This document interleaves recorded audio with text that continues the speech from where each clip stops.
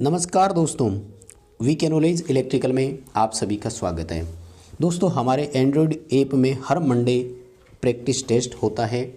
यदि आप भी टेस्ट अटेम्प्ट करना चाहते हैं तो इस वीडियो के डिस्क्रिप्शन में लिंक दिया हुआ है। अभी जाइए फटाफट से हमारा ऐप डाउनलोड कीजिए, रजिस्टर कीजिए अपने आप को और तैयार हो जाइए अगले मंडे से, क्योंकि ऐप में हर मंडे टेस्ट होता है 9 बजे से 5 बजे के बीच। जब भी आपके पास वक्त हो आप हमारे इस टेस्ट को अटेम्प्ट कर सकते हैं। दोस्तों, इस टेस्ट का सॉल्यूशन हम आपको यूट्यूब चैनल पर प्रोवाइड करवाते हैं, इसलिए हमारे चैनल को आपने अभी तक सब्सक्राइब नहीं किया हुआ है तो कर लीजिए, क्योंकि टेस्ट के सभी एक एक प्रश्न को हम आपको इस वीडियो सॉल्यूशन में पूरे विस्तार से समझाते हैं। टेस्ट का लेवल एग्ज़ाम ओरिएंटेड रखा जाता है, इसलिए एक एग्ज़ाम की भांति आप इसे ईमानदारी से अटेम्प्ट करें। हमारे इस सीरीज़ में हमारा सहयोग देवें। आप वीडियो को लाइक करें और एक प्यारा सा कमेंट ज़रूर करें। अपना स्कोर भी कमेंट करके हमें ज़रूर बताइए। वीडियो अपने दोस्तों को फॉरवर्ड करें ताकि तैयारी करने वाले बच्चे इसे देख सकें। आइए दोस्तों, आज के प्रश्नों से शुरू करते हैं। काफ़ी इम्पोर्टेंट क्वेश्चंस रहते हैं, एग्ज़ाम में पूरी संभावना है इसी तरह के प्रश्न आने की। कमेंट करके आपका स्कोर ज़रूर बता देना। हाँ, चैनल पर आप नए हो तो चैनल सब्सक्राइब ज़रूर कीजिएगा। नंबर 1 क्वेश्चन आपकी स्क्रीन पर क्या कहता है। सवाल पहला, वोल्टेज की एक समीकरण दी गई और हमसे सवाल पूछा कि इस वोल्टेज का वर्ग माध्य मूल मान कितना है। दोस्तों, वर्ग माध्य मूल मान को इंग्लिश में आरएमएस बोला जाता है, रूट मीन स्क्वायर वैल्यू। दोस्तों, जो समीकरण दी जाती है ध्यान रखें, इसमें दिया गया मान हमेशा मैक्सिमम मान होता है। अगर लिखा हुआ हो तब और भी बेटर है, ना लिखा हुआ हो तो हमेशा ध्यान रखना है कि ये सदैव पीक वैल्यू होती है। यानी कि आपको उच्चतम मान दिया हुआ था, आरएमएस मान ज्ञात करना था। जब पीक वैल्यू दिया हुआ हो तो उससे आरएमएस वैल्यू ज्ञात करने का फॉर्मूला पीक वैल्यू इंटू 0.707 होता है। इस 100 वोल्ट को आप 0.707 से मल्टीप्लाई करेंगे तो लगभग 70 वोल्ट आपका उत्तर आ जाएगा, क्योंकि इसके आसपास का और कोई ऑप्शंस भी नहीं थे, सो दैट आपको इसी ऑप्शन के साथ जाना था। आई होप आपका ये सवाल सही भी हुआ होगा, मुझे कमेंट करके ज़रूर बताइएगा। अगला सवाल आपकी स्क्रीन पर, जब एक कैपेसिटर चार्ज होता है तो उसकी करंट पर क्या प्रभाव पड़ता है। दोस्तों, कैपेसिटर में जो धारा होती है वो वोल्टेज में परिवर्तन और परिवर्तन में समय के समानुपाती होती है। हम सब जानते हैं कि प्रारंभ में कैपेसिटर डिस्चार्ज होता है, सो सोर्स वोल्टेज जो होती है, यानी वीएस की बात मैं करूं तो कैपेसिटर की वोल्टेज तुलनात्मक रूप से बहुत कम होती है, राइट। तो ये जो अंतर आता है ये बहुत उच्च अंतर आता है, इसलिए स्टार्टिंग में बहुत हाई करंट चलती है। जैसे जैसे कैपेसिटर आवेशित होता है तो करंट घटने लग जाती है, एंड जब कैपेसिटर चार्ज होता है तो सोर्स वोल्टेज कैपेसिटर वोल्टेज के बराबर हो जाती है। नेट वोल्टेज यानी परिणामी वोल्टेज 0 होती है और उसमें चलने वाली धारा भी क्या हो जाती है, 0। इसका मतलब कैपेसिटर में करंट पहले बढ़ती है, मतलब ज़्यादा होती है, और बाद में धीरे धीरे कम होती है। अगर आप कैपेसिटर के चार्जिंग का ग्राफ देखें तो पहले 63% चार्ज होता है और फिर धीरे धीरे चार्ज होता है। पहले मान में हम सब जानते हैं कि कैपेसिटर लगभग 63% चार्ज हो जाता है, तो सीधी सी बात है 37% डिस्चार्ज होगा ना। तो ऐसे में क्या है कि करंट यूँ घटती है इस तरह से। आप देख रहे होंगे ग्राफ, में आपको दिखा दूं, ये जो ग्राफ की आकृति आप देख रहे हैं, तो ये जो आपको रेड कलर में दिखाई दे रही है ये है इसकी चार्जिंग वोल्टेज, और ब्लू कलर में आप जो देख रहे हैं ये है इसकी चार्जिंग करंट। तो हम इसको बोलते हैं कि ये चर घातांकी रूप से घटेगी। आपको इसमें सी उत्तर के साथ जाना है। अगला जो हमारा सवाल है, P और Q के मध्य कुल धारिता कितनी है। हमें एक डायग्राम दिया गया है जिसमें कैपेसिटर जुड़े हुए हैं और हमसे पूछा गया है कि बताइए टोटल कैपेसिटी कितनी है। ये देखो, P और Q यहाँ है और एक 3 माइक्रोफेरेड का कैपेसिटर यहाँ जुड़ा हुआ है, जबकि 9, 9 और 9 3 कैपेसिटर जो है वो श्रेणी क्रम में जुड़े हुए हैं। अगर इस डायग्राम को मैं थोड़ा सा दूसरे तरीके से बनाकर आपको बताऊं, आई होप कि आप इसे और अच्छे से समझ पाएंगे। देखो, इस तरह से है दोस्तों ये डायग्राम, और यहाँ है आपके बिंदु P और Q। यहाँ आपसे कुल धारिता पूछी गई। देखो श्रेणी क्रम में कैपेसिटर की कैपेसिटी घटती है, 9 के है ना, तो इसकी जगह 1 हो जाएगा 3 माइक्रोफेरेड का, और ये अकेला 3 माइक्रोफेरेड वाला पहले से है ही। अब 3 माइक्रोफेरेड के 2 कैपेसिटर पैरेलल में हो गए, कितना उत्तर करोगे? 6 माइक्रोफेरेड आएगा कि नहीं? और अगला हमारा सवाल है 10 kWh किसके बराबर है? माय डियर, 1 kWh में 860 किलो कैलोरी होती है, तो 10 kWh में 8600 यानी 8600 किलो कैलोरी हो जाएगा। आपको इसका डी उत्तर करना है। अगला सवाल, सिंगल ब्लैक बैंड रेजिस्टर को क्या कहा जाता है? दोस्तों, किसी भी प्रतिरोधक पर अगर केवल एक पट्टी हो और वो भी ब्लैक कलर की यानी काले रंग की, तो इसे 0 ओम रेजिस्टर कहा जाता है, यानी इस प्रतिरोधक का मान 0 है, 0 ओम का ही प्रतिरोध है। अगला सवाल, सीरीज में संयोजित 2 प्रतिरोध का अनुपात यानी R1 अनुपात R2 कितना है? 1:3।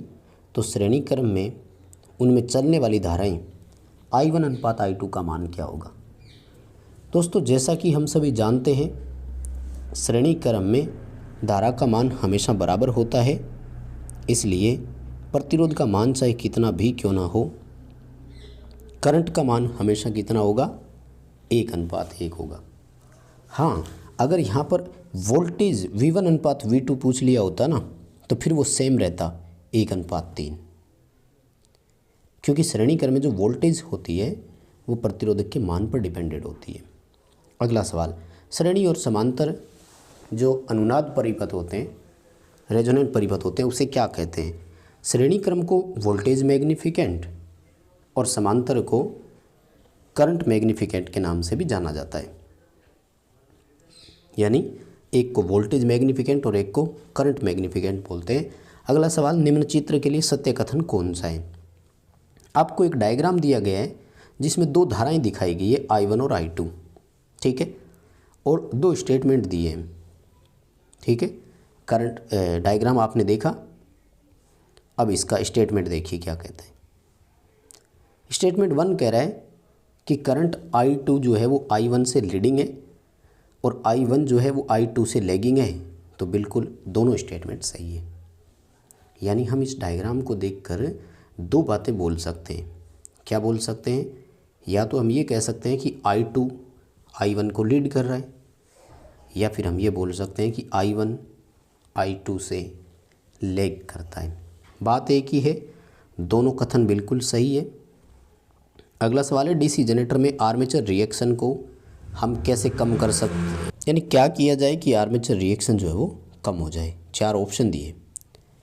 एयर गैप की लंबाई बढ़ा दी जाए, कंपनसेटिंग वाइंडिंग का प्रयोग किया जाए, कम्यूटेटिंग पोल का प्रयोग किया जाए, और पोल के क्रॉस सेक्शन एरिया को कम कर दिया जाए। ये बिल्कुल सारे स्टेटमेंट सही है दोस्तों, क्योंकि आर्मेचर का जो रिएक्शन है वो आर्मेचर में इंड्यूस करंट पर ही डिपेंड करता है।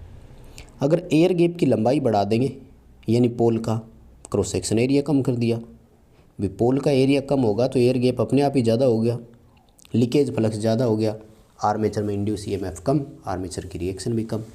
या फिर उसको न्यूट्रलाइज कर सकते हैं कंपनसेटिंग और कम्यूटेटर यानी इंटरपोल लगाकर। चारों ऑप्शन बिल्कुल सही है, 1, 2, 3 और 4 उपरोक्त सभी हो गया एक तरह से।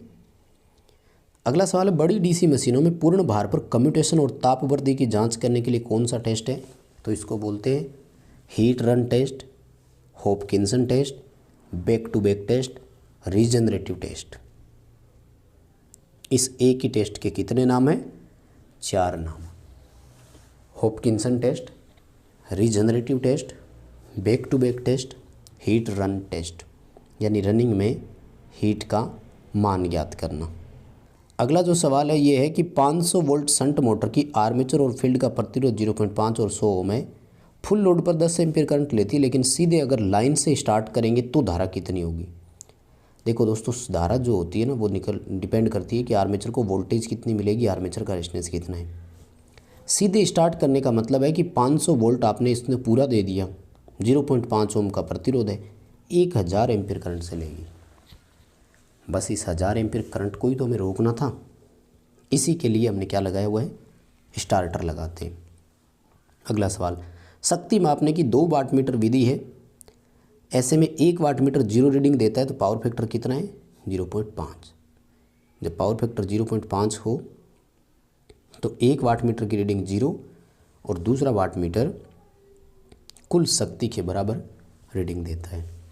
इस पर मैंने पूरी डिटेल से क्लास दी हुई है, आपसे निवेदन करूंगा कि प्लेलिस्ट में जाकर देखें तो आप और ज़्यादा समझ पाएंगे।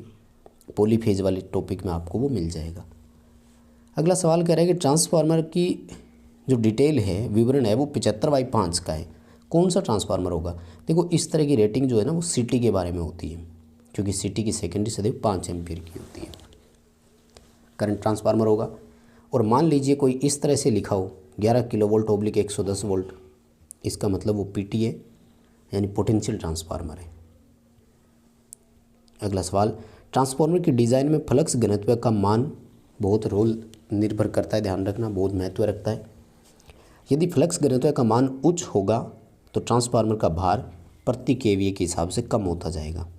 ए उत्तर आएगा, भार प्रति केवीए घटता है।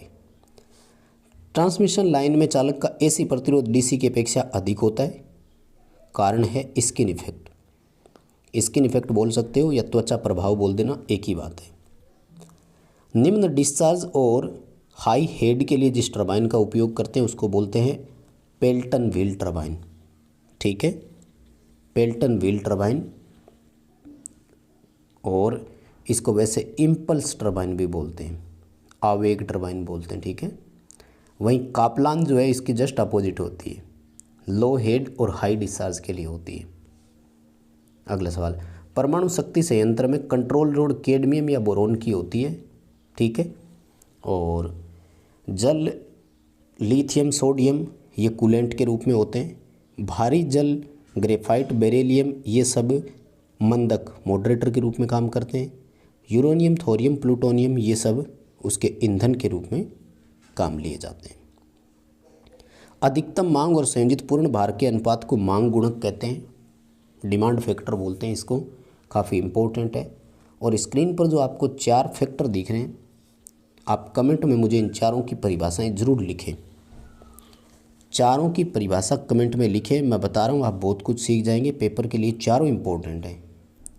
परमिटिविटी की इकाई पूछी है, परमिटिविटी को विद्युतशीलता बोलते हैं, पारगम्यता भी बोलते हैं, ये फैराड प्रति मीटर में होती है। चुंबकशीलता हेनरी प्रति मीटर में होती है, ये फैराड प्रति मीटर में होती है। सी उत्तर करना है इसका। 1 ल्यूमन प्रति वर्ग मीटर किसके बराबर है, 1 लक्स के बराबर होता है। राइट, सिंपल सा ही है, सभी बच्चे इसको तो सही भी कर रहे हैं।